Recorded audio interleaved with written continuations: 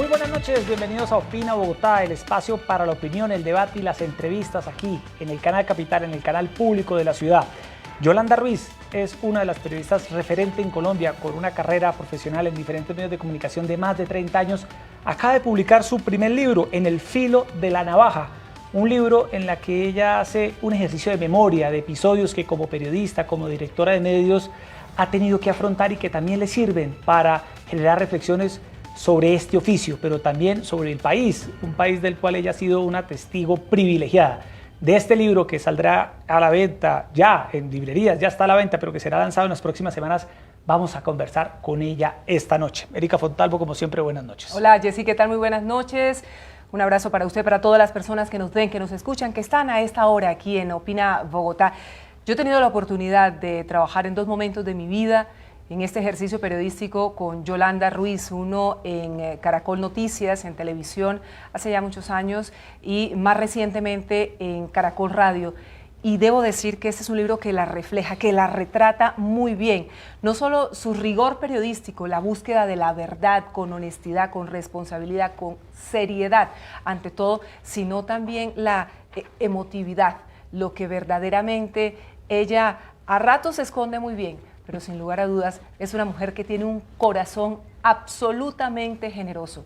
Todo eso está plasmado en este libro, En el filo de la navaja, de Yolanda Ruiz. Todo un orgullo del periodismo colombiano. Así es, una maestra. Yolanda, un placer que esté con nosotros aquí en Opina Bogotá de Canal Capital. Buenas noches. Jessy, Erika, pues muy generosos y buenas noches para los televidentes. Feliz de estar aquí, pero muy generosos con las palabras, de verdad. Ya me emocioné. Claro, no, y de entrevistadora a entrevistada, un papel muy poco que no es que usted fácil. desempeña pocas veces. No es fácil, es preferible estar del otro lado haciendo preguntas, pero haré el deber de hacerlo bien. Bueno, muy bien. Yolanda, en primer lugar, ¿por qué este libro? ¿Por qué decidió escribir este libro?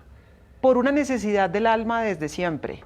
Yo estudié periodismo porque quería ser escritora, fíjense ustedes, desde los 15 años, 16 años, ese era mi sueño, me gusta leer siempre y tenía como esa pasión por las palabras, me jalaban, me llamaban. Pensé que periodismo era una buena manera, pero la vida me llevó por otros asuntos, me llevó por radio, me llevó por televisión, por otros caminos y el sueño se quedó allí. Pero hace unos años me di cuenta que lo que vivimos los periodistas son historias que vale la pena contar, compartir.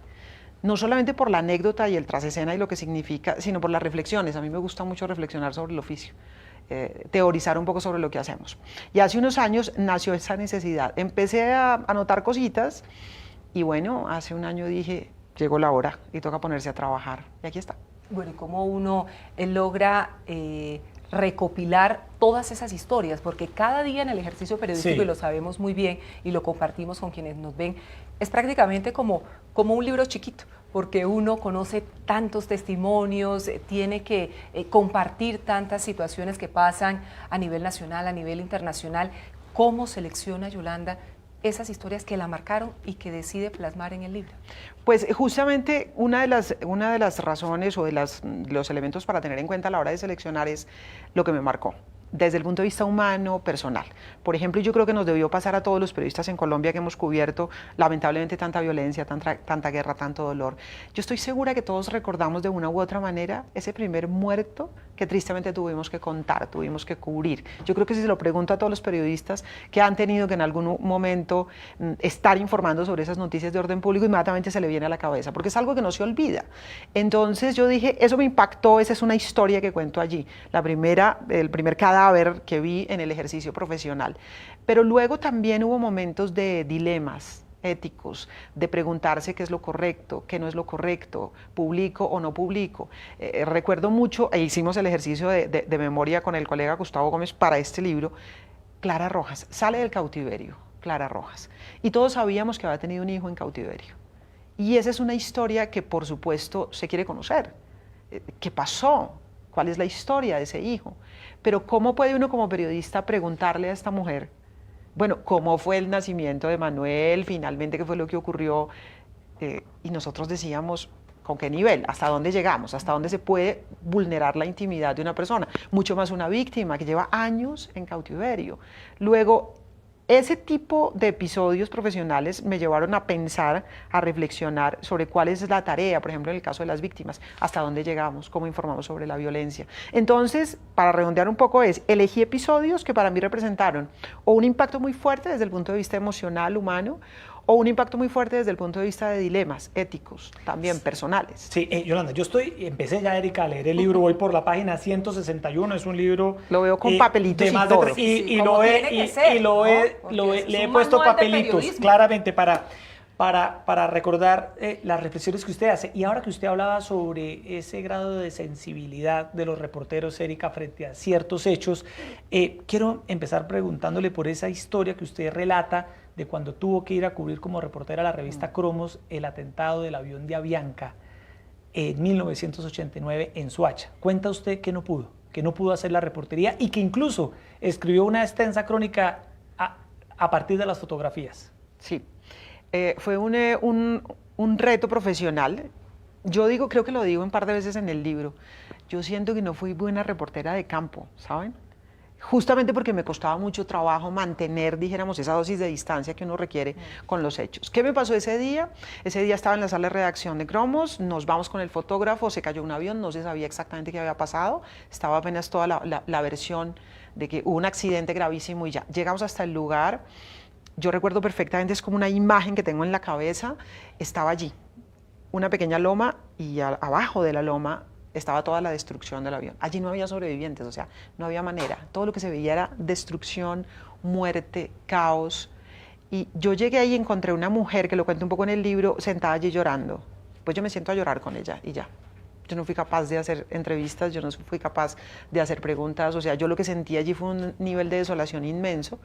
Era una época, hay que recordar, era una época de mucha violencia, de profunda violencia, esos años, 87, 88, 89, 90. Recuerden ustedes, estábamos viviendo esa campaña que es la más sangrienta, con cuántos candidatos presidenciales asesinados. Entonces yo creo que era como un desborde general y no fui capaz de hacer mi trabajo.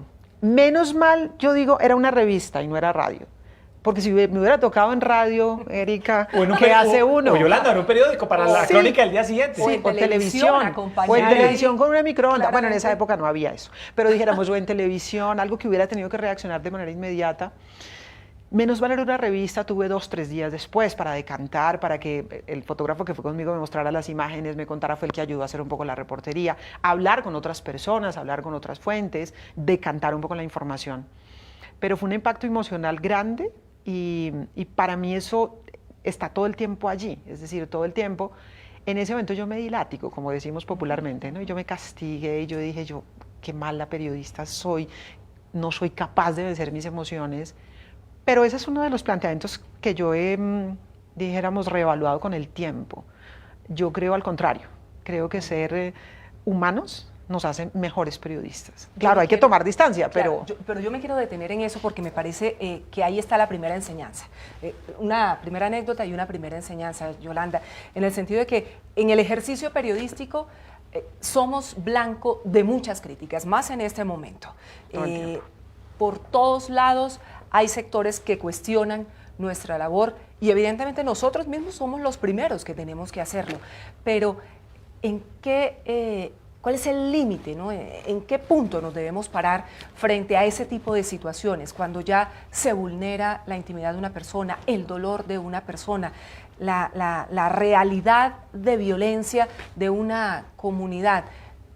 ¿Qué tan solidarios debemos ser? ¿Por qué tantas veces a los periodistas nos cuesta ponernos en los zapatos de las demás personas y solo pensamos en un contenido periodístico y no en lo que está más allá de esa historia que nos ofrece la labor? Yo creo, Erika, que la respuesta está en el título del libro, que es En el filo de la navaja. Yo digo mucho, es mantener el equilibrio. El periodista no puede olvidar que es un ser humano y no puede olvidar que del otro lado, sobre todo si estamos hablando de víctimas, pero en términos generales, del otro lado hay seres humanos. No podemos perder eso de perspectiva nunca, es decir, un ser humano al que se debe respetar, un ser humano a quien nos acercamos en términos de empatía y con respeto. Alguien me dice, ¿cuál es el límite? Yo digo, el respeto. Trátese de una víctima o trátese de un corrupto. El límite es el respeto como ser humano. Ahora, dicho esto, sí pienso que se requiere una dosis de distancia del periodista para poder hacer bien su trabajo, en el sentido de que yo puedo tener una cercanía con la fuente, yo puedo tener una empatía con la fuente, yo puedo tener incluso muchas veces intereses, que de esos hablamos ahí, intereses cruzados, pero hay que tomar distancia. ¿Cuál es la dosis de empatía, cuál es la dosis de humanidad y la de distancia? Es lo que marca la individualidad de cada periodista, y ahí es donde yo llamo al rigor, al equilibrio, a la responsabilidad y al respeto, y eso es profundamente individual. profundamente individual. Por eso yo insisto mucho que en este libro yo no pretendo dar cátedra, ni es manual, ni es indicación de cómo se deben hacer las cosas. Yo cuento un poco cómo las he hecho e incluso planteo las dudas que he tenido, porque uno lo hace y después tiene dudas de si lo hizo bien. Entonces, en el filo de la navaja está la respuesta. No perder el humanismo, no perder la condición de seres humanos, no perder al otro como ser humano, pero tomar la distancia suficiente para poder contar la historia. Y cuenta usted episodios que le permiten al lector saber cómo Yolanda Ruiz resolvió dilemas éticos a los que estamos expuestos los periodistas a diario. Y por ejemplo cuenta uno que tiene que ver con la concentración, Erika, de los medios de comunicación en manos de grupos económicos, que es una realidad no solo en Colombia, sino en diferentes partes del mundo. Generalmente es el poder económico, Claramente. el poder político y el poder de los medios de comunicación. Dice Yolanda en su libro, el reto es ver cómo se puede minimizar el efecto que esto tiene sobre la independencia, la existencia de esos cables cruzados, el periodismo y la propiedad y la concentración de los medios por parte de grupos económicos. ¿Cómo resolver eso, Yolanda? En el filo de la navaja, en el filo de la navaja. Pero yo creo simplemente es no negar que eso existe. Es decir, hay algunos que dicen, mis opiniones son personales, esto no compromete. Sí, no, porque por ejemplo, cuando se trabaja desde la dirección de un medio de comunicación, esa persona, ese periodista termina siendo la imagen de un medio de comunicación, la imagen de un grupo económico muchas veces, o la imagen de unos dueños. Entonces yo digo siempre que cuando nos toca cubrir noticias que tienen relación con el grupo económico al que se pertenece, y yo lo viví en Caracol, lo vivo en RCN, uno tiene que tomar mayor distancia todavía, es decir, coger con pinzas, les digo yo, hay que coger con pinzas y no editorializar y no opinar y dar la información de la manera más escueta posible, porque cuando se es juez y parte, y es lo que ocurre allí, todo lo que tú digas es interpretado como voz oficial de ese medio de comunicación o como voz oficial de ese grupo económico. Y te puedes equivocar por exceso o por defecto, porque criticas o porque no criticas. Si defiendes, te dicen, estás defendiendo el patrón. Y si criticas, ¿cómo así que está pateando la lonchera? Es decir, cualquier cosa puede ser interpretada de una u otra manera. En ese sentido, yo digo que muchas veces uno pierde la oportunidad de hacer debates que quisiera hacer, pero yo prefiero en algunas ocasiones pasar, en otras ocasiones simplemente cubrir las noticias con el mayor rigor posible. Yo no creo que haya temas vedados, eso es un principio también, y lo digo a los periodistas que trabajan conmigo, aquí no hay temas vedados, que sí se puede hablar de X, de Y, de Z, en fin, pero lo que sí debe haber es un rigor elevado al máximo nivel cuando se tienen los intereses cruzados. Y el oyente, el televidente, el lector lo tiene que saber. Es decir, tiene que saber que tú estás hablando de un tema en donde hay un interés. Lo tienes que poner de frente, y eso hago yo cuando tengo que abordar temas que involucran en este momento el grupo económico en el que estoy trabajando. Yo digo, esto tiene relación con esta empresa que también pertenece al mismo grupo, y uno pone en evidencia. Yo creo que la transparencia es la clave, no pretender que eso no existe. Existe y hay que abordarlo con respeto, con cuidado, con rigurosidad y de cara a los oyentes, televidentes, y sobre lectores. todo cuidando las formas, porque muchas veces eso es lo que a los periodistas se nos cuestiona mucho, que no lo sabemos hacer, y muchas preguntas van como con un doble sentido o buscando favorecer unos determinados intereses o ocultar también muchas veces algo que nos han indicado. A Yolanda Ruiz, una mujer tan caracterizada frente al tema de la transparencia y de la honestidad, ¿la han presionado, la han intentado alguna vez presionar por parte de alguno de esos grupos económicos o algunos grupos al margen de la ley? Por aquí en el libro hay un intertítulo que se llama El Sobre. El Sobre. Yo diría, Erika, ahí vamos. Sí. Yo diría sí, y las presiones vienen de todas partes. Es decir, la información es poder. En la medida en que la información es poder, todo el mundo quiere tener acceso a la información. ¿Presionan quiénes? Presiona a todo el mundo. Presionan las fuentes, presionan los anunciantes, presiona todo el mundo. Paradójicamente, y se los cuento con total claridad, en mi carrera profesional lo que menos he sentido es la presión de los dueños, fíjense ustedes. He sentido la presión de pertenecer a un grupo y tener la conciencia de que eso se tiene que manejar con cuidado, pero no he sentido la presión directa de que diga o no diga. La gente tiene sobre eso muchos mitos, ¿no? Decir que hay alguien que me llama y me dice, hay que abrir con esto. No, y básicamente no, porque también como periodista no lo acepto. Pero que las fuentes llamen, por ejemplo, ustedes lo saben, son periodistas. No gustó el titular, no gustó la pregunta, no gustó lo que se dijo, no gustó etcétera. La foto, Yoli. No gustó la foto, exactamente. No gustó la foto. Insisto, los anunciantes, justamente hoy teníamos un debate en RCN Radio sobre cuál es esa línea entre pauta y contenido, y que estamos cruzando, ¿no? Por aquello de los contenidos patrocinados, en fin. Entonces, la presión es de todas partes y ahora la gente presiona a través de las redes sociales, por lo que tú dices y dejas de decir. Ah, está hablando de los niños abusados, pero ¿por qué no habla de los niños indígenas? Ah, pues estoy hablando de los niños indígenas, ¿por qué no habla de los abusados? Está hablando, todo el tiempo hay presión. Yo creo que allí es un poco la labor del periodista. El asunto no es que presionen, todo el mundo presiona. El asunto es cómo se para el periodista frente a la presión.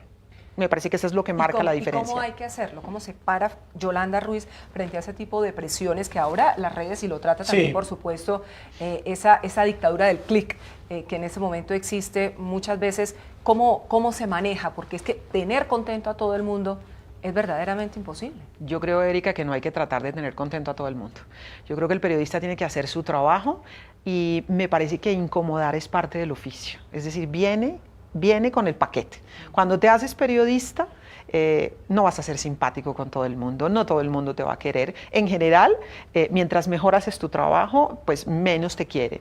Entonces yo lo que creo es que hay que pararse simple y llanamente a hacer el trabajo como corresponde. No importa quién esté del otro lado. No importa quién sea la fuente, no importa cuál sea el tema, no importa cuáles son los intereses. Si tú te paras como periodista, que eso es muy importante, como periodista, y tratas de dejar y generar distancia de tus intereses personales, particulares, de tus creencias ideológicas o políticas, haces un mejor trabajo. ¿Qué es fácil? No, no es fácil. No es fácil decir, mira, yo no hago un publireportaje. Eso es complicadísimo. No es fácil decir, mira, el titular se queda.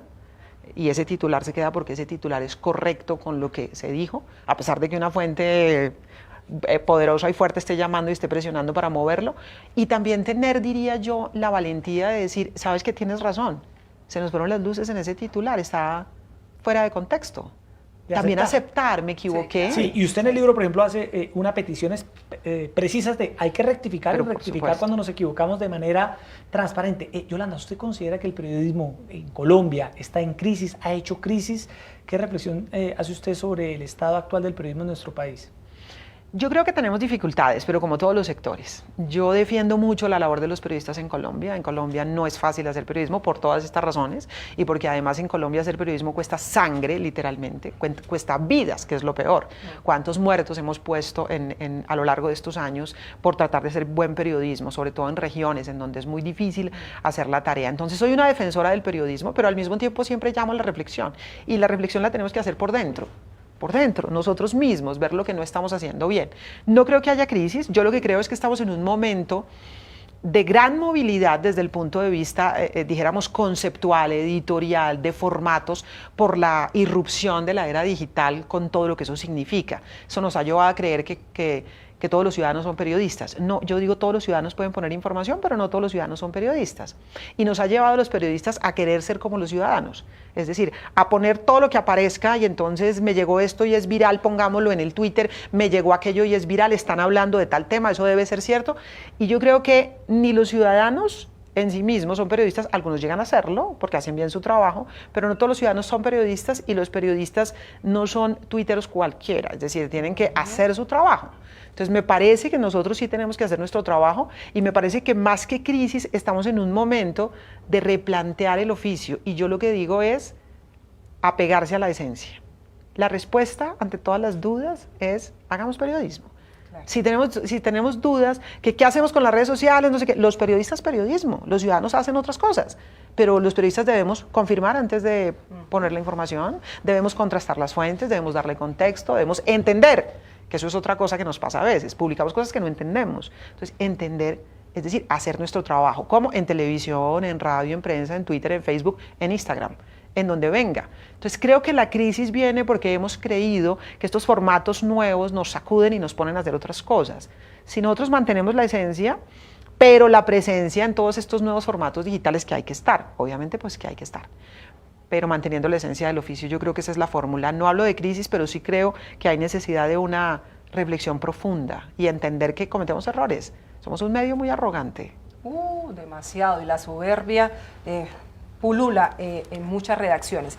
Periodistas, influenciadores, opinadores, ciudadanos, la verdad es que las diferencias son enormes, pero desafortunadamente nos cuesta a veces entenderlo.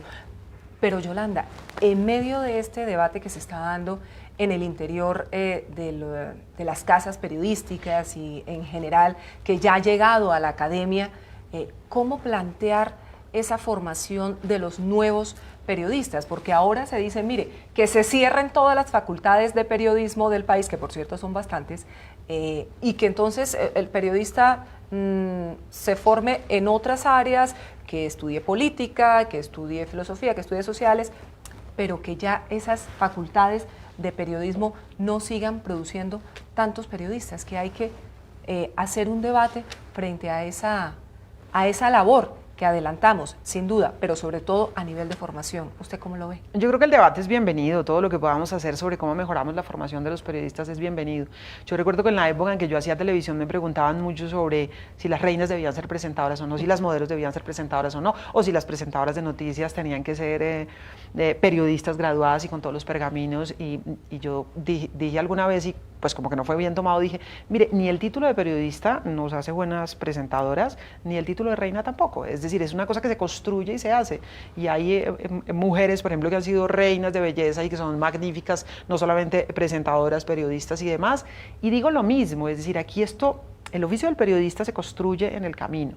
Se va haciendo, se va decantando, y me parece que hay profesionales de otras áreas que han llegado al periodismo y que son muy buenos, y hay periodistas que se graduaron que han llegado a hacer unas carreras también profesionales muy interesantes, y al revés, periodistas con una mala formación y profesionales de otras áreas con mala formación. Yo sí creo que tenemos que entrar a mirar un poquito cómo se están formando en términos de contexto, en términos de capacidad, dijéramos, de manejo, y sobre todo lo más importante, de comprensión de la responsabilidad que tenemos. Pero yo no me caso con una cosa u otra. Es decir, es que tengo colegas muy buenos que han salido de universidades, colegas periodistas graduados de comunicadores de periodistas, pero también tengo, en mi mesa los tengo, insisto, María Elvira Samper estudió filosofía, María Elvira Samper, que tiene más de 40 años en este oficio y que pues es una de las mujeres a quienes más respetamos, pero hay otros que estudiaron periodismo, entonces uno dice... No hay una fórmula ahí en ese sentido. ¿Cuál es la fórmula? Claro. ¿Cuál es la fórmula? Yolanda, en el libro usted también relata anécdotas muy particulares de su día a día, y por ejemplo hay una del 26 de marzo del 2018, cuando el expresidente y hoy senador Álvaro Uribe Vélez decide bloquearla a usted en Twitter. A propósito, Erika, de las redes sociales, donde Yolanda brilla por su ponderación y por su moderación, pero la bloqueó. El expresidente Esta semana, Uribe... por cierto, tuvo una nueva conversación con el senador Uribe, muy interesante y muy comentada. ¿Sigue bloqueada en Twitter por parte de Uribe? Hasta la última vez que vi, sí, no sé si después de la conversación que estuvo serena me desbloqueó, Bueno, tengo que revisar. ¿Por qué la bloqueó Uribe? Porque esta semana estuvo muy serena, le reconozco eso al expresidente Uribe, creo que tomó las goticas de valeriana. Sí. No, tuvimos un intercambio de opiniones, él llamó porque quería opinar sobre una noticia que nosotros acabábamos de dar, y era sobre una columna publicada en el periódico El Espectador. En su momento estaba todo el debate de Cambridge Analytica y todo esto, si había injerencia en la campaña o no. Nosotros habíamos tenido la información, cuento todos los detalles en el libro, meses atrás. Intentamos confirmarla y no pudimos confirmarla. Entonces nunca la publicamos, porque no habíamos podido confirmarla. Pero fueron varios meses de trabajo. Y en eso yo soy muy rigurosa, sobre todo si uno va a hacer denuncias, trabajos de investigación y demás, eso debe estar muy pulido y debe estar muy confirmado. Nunca lo publicamos, pero como hubo esta columna en El Espectador, decidimos hacer un comentario, sobre todo porque hubo un comunicado del Centro Democrático sobre esa columna. Entonces yo digo, como hay un comunicado, hagamos un comentario. El comentario no duró más de 2 minutos para poder registrar el comunicado del Centro Democrático, y el senador llamó que quería participar. Yo, por supuesto. Entonces le hice las preguntas, al final de las preguntas él dijo que hacíamos un periodismo dañino porque estábamos dando eco a una columna que estaba diciendo mentiras, etcétera, etcétera. Bueno, en fin, tuvimos el rifirrafe, colgó el teléfono y hasta ahí llegué en Twitter. ¿En la columna usted qué exponía? No era mía, era una columna del Espectador de Joir Ackerman. No era mía, nosotros la reseñábamos, nosotros reseñamos columnas todos los días. Todos los días comentamos columnas, normalmente al cierre del noticiero. Sí. Ese día me encontré el comunicado del Centro Democrático, dije, no, vamos a incluirlo en la lista de temas del día, leemos el comunicado del Centro Democrático, y lo que se planteaba es que parecía que Cambridge Analytica tenía algún vínculo con la campaña en ese momento del Centro Democrático. Era un poco el planteamiento. A nosotros nos había llegado el rumor, ni siquiera hablaba de esa campaña, hablaba de otras campañas, pero no lo logramos confirmar, entonces nunca publicamos.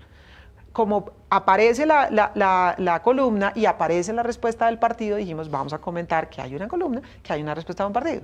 Entonces, yo un poquito lo que planteo allí en la historia, que cuento un poco todo el trasescena y lo que hicimos y averiguamos para confirmar qué fue la versión que nos llegó, qué fue lo que salió, lo que dijo Cambridge Analytica, porque hasta nos comunicamos con ellos y todo.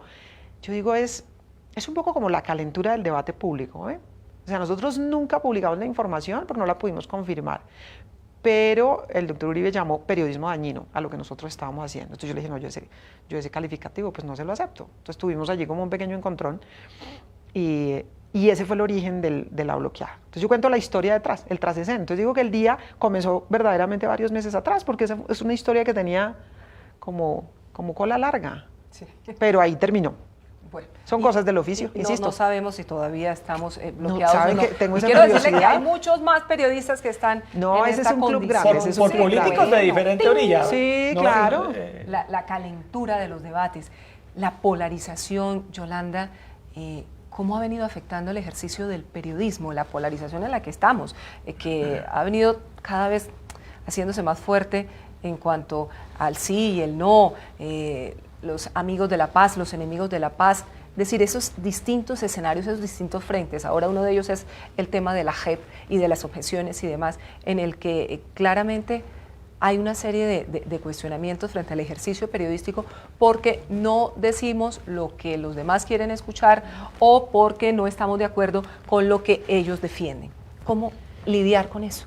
Yo creo, Erika, que hay tanto de largo como de ancho en ese debate. Es decir, yo creo que hay un exceso de crítica a la prensa. Yo digo que el juego de moda es tírale a la prensa, pero también creo que nosotros nos hemos ganado en parte las críticas que llegan, porque a pesar de que yo defiendo el ejercicio profesional de manera muy profunda, también digo, nos hemos equivocado, y como somos tan arrogantes y no reconocemos los errores y no tenemos una reflexión interna sobre lo que hacemos, pues la gente la está haciendo. En el caso, por ejemplo, del cubrimiento del proceso de paz, yo cuento en el libro, pues cuento anécdotas un poquito de cómo se vivió la firma en Cartagena, cómo se vivió el plebiscito, un poquito el trasescena también de esto. Y yo creo que nosotros no hemos hecho el debate sobre cómo la prensa ha cubierto el conflicto y el proceso de paz. En el caso del proceso de paz me parece que nos ocurrió lo mismo que le pasó a todo el país, nos dividimos. Y entonces, al dividirnos, terminamos de alguna manera haciendo algo que yo digo es periodismo militante. El periodismo militante pierde el equilibrio. Es cuando uno debe estar en el filo de la navaja y el periodismo militante se cae de ese filo. Y entonces se parapetaron posiciones y a mí me parece que cuando nosotros dejamos de hacer el trabajo con el rigor y el equilibrio que nos corresponde, tenemos problemas. Y ese es un debate que no hemos dado. Es un debate que no hemos dado en el gremio. Si cubrimos bien o no cubrimos bien el conflicto y el proceso de paz. Ese periodismo militante viene de la mano con el periodismo activista, que ahora vemos tantos periodistas que se suben a una serie de situaciones, de realidades, como para precisamente tener mayor eco o mayor protagonismo dentro de redes sociales o incluso dentro de los mismos medios de comunicación. Y es muy difícil mantenerse por fuera, porque fíjate, Erika, claro, periodismo militante o periodismo activista, de causas, y pueden ser causas muy nobles. Yo a veces le digo a la gente, porque uno de repente se abordan temas, es decir, yo abordo temas de género, de medio ambiente, que me parece que son cruciales, que deben estar en el centro del debate, de defensa de los niños, de defensa de género, en fin. Y después de que uno aborda algún tema de estos y toma alguna posición editorial, entonces la gente considera que eso te convierte en activista de la causa. Entonces a mí me empiezan a llamar, que es que como tú eres y tú dijiste y tú te queremos invitar a una reunión para que tú... Entonces yo les digo, no, yo no hago activismo, yo hago periodismo, yo puedo cubrir el evento que ustedes me plantean, pero yo no hago periodismo activista. O sea, cuando yo fijo posiciones editoriales es porque creo que hay que hacerlo y normalmente no fijo posiciones editoriales de carácter político. Normalmente las posiciones editoriales son más de carácter filosófico, ético. Es decir, cuando uno hace una defensa de la vida, hace una defensa de los niños, de la equidad de género, en el caso de las mujeres que tenemos que dar tantas batallas todavía, pero no son causas militantes y no son causas de activistas. Y yo pienso que la diferencia es pequeña, pero es crucial. O sea, es crucial, es simplemente, tú eres periodista. Y si tú eres activista, eso es otra cosa. Claro. Eso es otra cosa. Otra cosa, a propósito ahora de esa frase que usted decía, Yolanda, de tírele piedra a los medios, ¿usted recuerda aquí esos ataques totalmente condenables, Erika, que aquí sufrieron los las instalaciones de RCN reiteradas Radio? ocasiones, Y cuenta usted un momento particular en el 2018 en el que baja a hablar con los estudiantes, a preguntar qué piensan, qué opinan. También un poco la crítica hacia los medios pues no debe derivar en este tipo de ataques a las instalaciones de un medio de comunicación. ¿Qué reflexión hace usted sobre eso, Yolanda? Yo digo que fue un momento difícil y lo cuento ahí en el libro, porque obvio que a nadie le gusta pues que llegue una turba pues a su oficina. Yo le digo a la gente, pónganse en el lugar. Están ustedes trabajando, llega y de pronto llega una turba a tirar pintura, cosas, a gritar y demás. En determinado momento fue delicado porque un policía salió herido cuando lanzaron.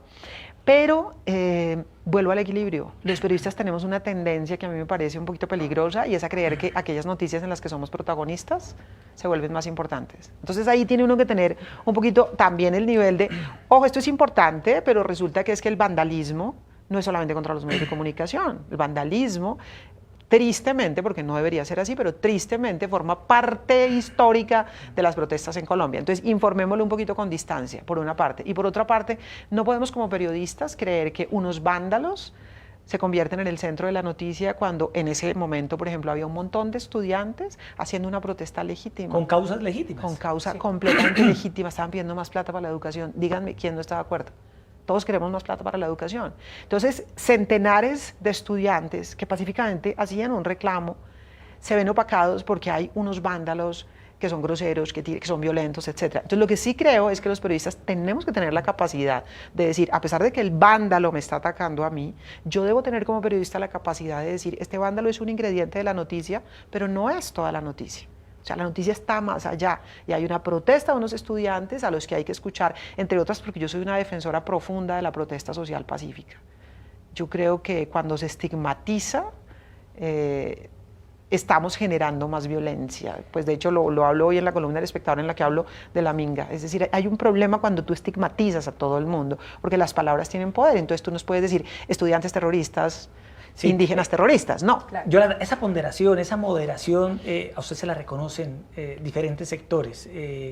Le reconocen esa saber ir por ese filo de la navaja, como se llama, que no es fácil. No, pero para nada fácil. Y en Colombia muchas personas también dicen que en el país en general, en la clase política, los ciudadanos, pues requerimos todos de esa dosis de moderación, de ponderación, para reducir un poco tantos niveles de polarización y de agresividad. ¿Qué piensa usted de ello? Yo lo que creo es que... ¿Es posible llegar a ese nivel de moderación? Mira, yo lo que creo es que mientras debatamos con palabras y sin agresiones todo vale y que el debate político sea caliente, pues es parte de. Lo que sí creo es que en la prensa estamos más obligados a ser ponderados. Es decir, puede que los políticos se calienten mucho, pero lo que no podemos es convertir al periodista en contendor del político, que es en donde se arma el problema. Ahora, yo sí diría que como país tendríamos que tener algunos elementos que nos unifiquen. Es decir, tendríamos que tener cosas más allá de la Selección Colombia, que les agradezco a los muchachos, es lo único que nos unifica. Entonces yo sí diría que como país, el rescate de la ética, que es una palabra que yo pongo ahí sobre el libro, tendría que unificarnos colectivamente. O la defensa de los niños, o la no violencia, ¿no? Hoy digo en la columna del Espectador, pues uno tendría que condenar la violencia, punto. Venga de donde venga, pero aquí empezamos a justificar, no, pero es que ese era no sé qué, no, pero es que hace algo que estaba haciendo, sí. No, pero es que ese, cuando uno empieza a justificar eso tiene problemas. Entonces yo digo, en el debate público, todo, y que haya calentura, en fin, la prensa está obligada a guardar un poco de moderación y de respeto, no se puede meter en la contienda, es mi opinión personal, aunque yo sé que evidentemente los debates se calientan muchas veces en periodismo también, pero eso, yo sí llamaría a la prensa a contribuir con hacer un poquitico más equilibrada la información. Y muchas veces la misma prensa apuesta precisamente porque al fin y al cabo hay muchos que creen que ese show mediático es lo que garantiza el rating, garantiza la audiencia, genera pues mucho más interés del público, y lo que estamos claramente es entrando en esa línea que tantos políticos están siguiendo en este país de vamos a enfrentarnos, sí, el que más grita definitivamente sí, nos da mayores réditos electorales. Pero Yolanda, ¿hay algo que a usted la saque de quicio verdaderamente cuando está ahí sentada en los micrófonos de RCN, como estuvo alguna vez en los micrófonos de Caracol Radio, que verdaderamente diga, esto sí resulta intolerable? De vez en cuando. Cuento una historia. Alguna vez, cuando una periodista que nos hizo meter la pata, estaba yo en Caracol Radio con una información en su momento, que fue el caso de Pedro Juan Moreno, nos hizo decir una mentira al aire. una mentira, y además de manera deliberada, porque es que uno muchas veces se equivoca al aire y dice mentiras no deliberadas, porque la fuente te dijo mal, porque etcétera, porque confiabas en esa fuente y la fuente salió mal. Pero cuando uno dice, tengo un rumor, y tú se lo dices a tu jefe como, está confirmada en buena fuente, y tu jefe se lanza, esas son las cosas que me sacan de quicio, honestamente. Pues, dijéramos, esa periodista dejó de trabajar ese día con nosotros, porque nos hizo decir una mentira al aire. Yo cuento ahí también toda la historia con el famoso helicóptero de Pedro Juan Moreno, personaje además muy controvertido, hay que decirlo. Pero sí, en esos momentos sí, y tengo mecanismo de defensa. Me guardo, no me vean, no me hablen, no me digan. Sí, Yolanda cuenta ahí que cuando ella está brava, prefiere no hablar con nadie para no equivocarse. Yo les digo, y después arrepentirse. no, además porque es que esta calentura puede llevar a equivocaciones. Claro, nos puede Sí. llevar a decir cosas que no queremos decir, a ser agresivos. Entonces yo lo que hago es, por favor que no me hablen, por favor que no me digan, yo me encierro y hablamos en media hora, en una hora, cuando un poquito se decante. Porque además, las personas que tenemos un temperamento como el mío, que es un poco más, mi temperamento es conciliador y relajado en términos generales. Hay otros que son explosivos, punto, Sí. explotan y ya. Yo soy relajada.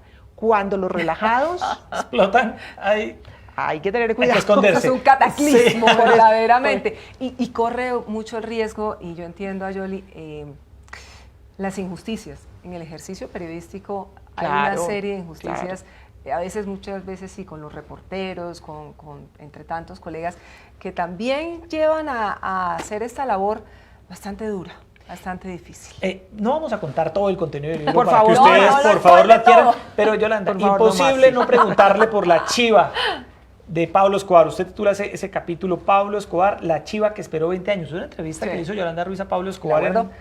en una finca en Doradal y que estuvo engavetada Un montón de por tiempo. azares de la vida durante 20 años. Un montón de tiempo. ¿Qué pasó con Pablo Escobar y por qué esa entrevista estuvo engavetada?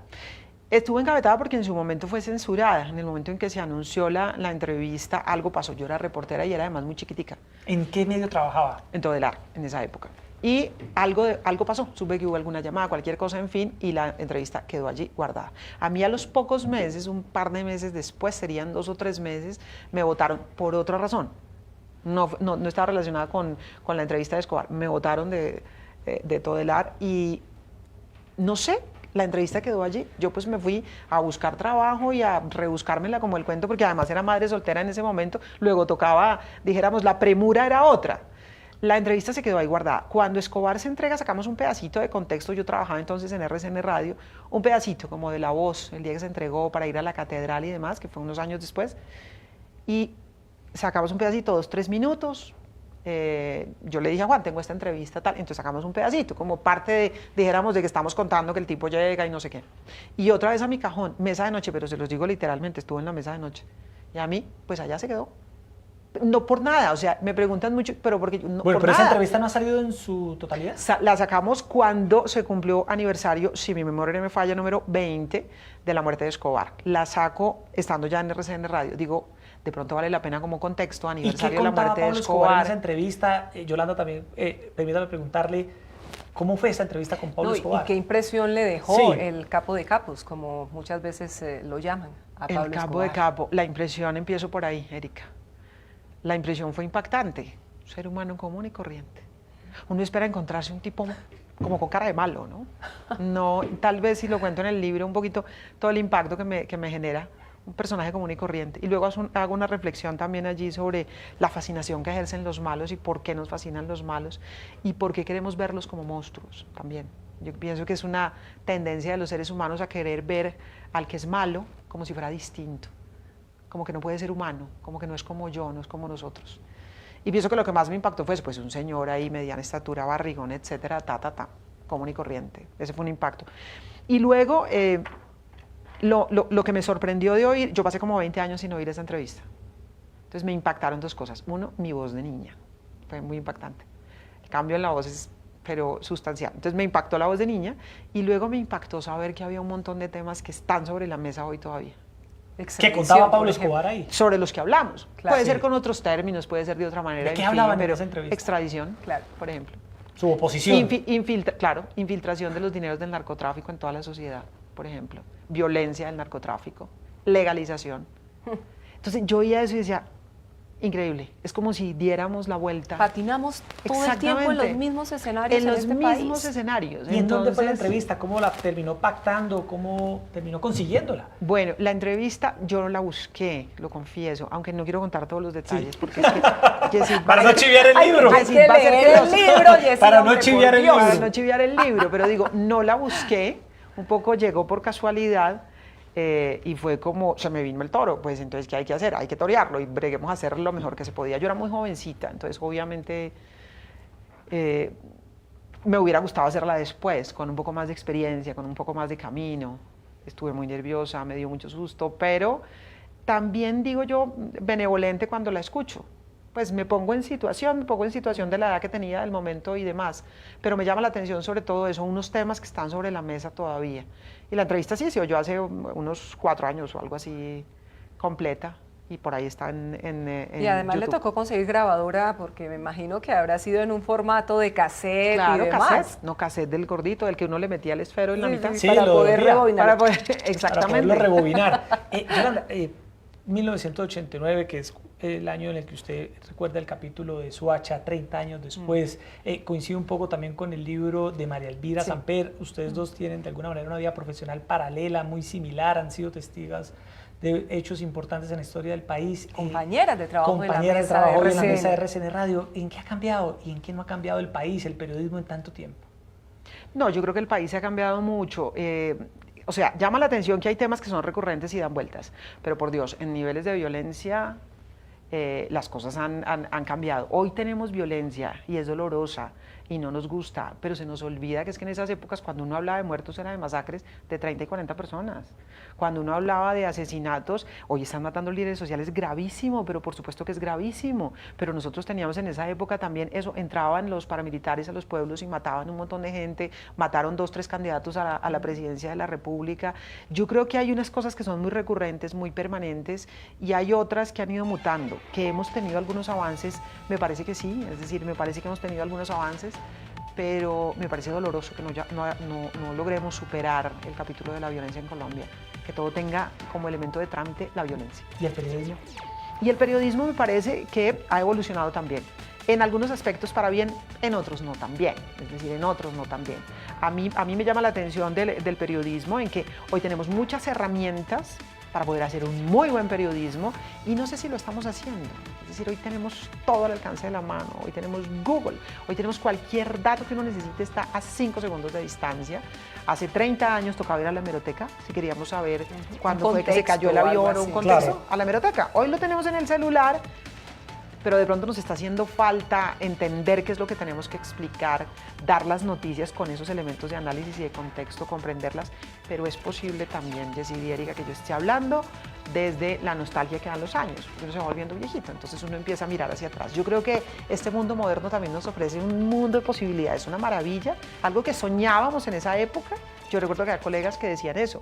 Yo soñaba con que si yo iba a cubrir por allá a la selva alguna noticia, que el fax estuviera ahí, porque me tocaba ir a buscar el fax o me tocaba ir a buscar la microonda hasta Telecom. Claro. Entonces uno iba horas a buscar y hoy en día resulta que tú tomas la imagen con tu celular y la mandaste y se fue. Y a los 2 minutos ya está. Entonces es una maravilla también. Yo lo que digo es que aprovechar eso que es la tecnología, pero para llenar esa tecnología de buen periodismo. Eso es lo que me parece que es como un poquito el llamado. No simplemente como es fácil, pues lo hacemos fácil y lo hacemos light. ¿No? Yo pienso que el periodismo es periodismo y hay que hacerlo como con todas las de la ley. Entonces ha cambiado un poco, claro que sí, pero yo diría que es evolución. El mundo evoluciona. Yo no soy nostálgica de viejas épocas. No. Y de manera transversal, por supuesto, el respeto, que es una expresión que recojo de esta entrevista con Yolanda en el ejercicio del periodismo, porque lo hemos perdido desafortunadamente. ¿Vamos a tener más libros, Yoli? No lo sé. Espero que sí. Espero que sí. Les digo que quedé un poquito agotada, pero espero que sí. No, es duro, pero es absolutamente Espero satisfactorio que sí. también, ¿no? Sí, sí, sí. Y la prosa de Yolanda es Claro, rápida, es rica de deliciosa, leer, sí. tiene una memoria prodigiosa, lo pone uno a Aporta, recordar momentos del aporta país. y enriquece, Sí. que es lo notable de todos Bueno, estos ejercicios se nos periodísticos. acaba el tiempo. Yolanda, un gusto tenerla hoy en Gracias. nuestro programa. A todos ustedes los invitamos a comprar el libro de Yolanda Ruiz, En el filo de la navaja, historias, secretos y decisiones humanas detrás de la noticia. Muchísimas gracias, de verdad. Yo lo que quiero es invitar a los lectores a que abramos un diálogo. Esto no está acabado, esto se acaba cuando los lectores vayan llegando y controviertan o aporten o pregunten. Me parece que eso es lo interesante de las nuevas épocas, que uno tenga a los lectores allí y que podamos conversar. Ahí está su Twitter, precisamente para que sea un escenario para poder conversar y ella responde. Bueno, y anécdotas, aquí contamos unas, Erika, pero sí, eso es lo que hay en este libro, anécdotas de la vida política del periodismo nacional, Erika. Se nos acaba el tiempo. Del periodismo nacional y de la vida, vida de este país, que siempre vale la pena conocer una versión ponderada de esa realidad. Yolanda, muchas gracias. Muchísimas gracias y muchas gracias a los televidentes, de verdad. Los invito a leer En el filo de la navaja. Y a todos ustedes, muchas gracias por estar como siempre aquí en Opina Bogotá de Canal Capital. Y los esperamos ya, próximo lunes 8:30 p.m. aquí en este espacio donde conversamos, discutimos, analizamos la actualidad nacional y de Bogotá. Muy buenas noches. No nos vamos de Semana Santa, nos quedamos aquí. Nos quedamos, nos vemos por el lunes supuesto. santo. Gracias.